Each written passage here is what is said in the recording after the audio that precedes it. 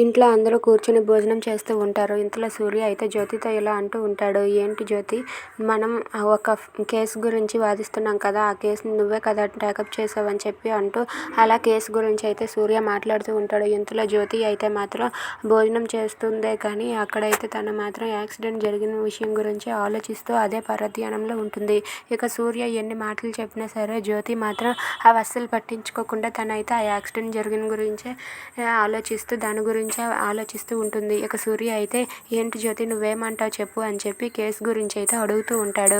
అది విని జ్యోతి అయితే ఏంటండి యాక్సిడెంటా అని చెప్పి ఒక్కసారిగా గట్టిగా అంటుంది. అది విని అక్కడ ఉన్న వాళ్ళందరూ కూడా ఒక్కసారిగా షాక్ అవుతారు. ఏంటి జ్యోతి, నేనేం మాట్లాడుతున్నాను, నువ్వేం మాట్లాడుతున్నావు, నేను కేసు గురించి చెప్తుంటే నువ్వు యాక్సిడెంట్ అంటావేంటి అని చెప్పి సూర్య జ్యోతిని అడుగుతాడు. అది విని జీవన, అక్కడ విన్న హర్ష, హైమవతి, గౌరీప్రసాద్ అలాగే ఇందమ్మ, యామిని వాళ్ళందరూ కూడా ఒక్కసారిగా షాక్ అయ్యి జ్యోతి వైపు చూస్తూ ఉంటారు.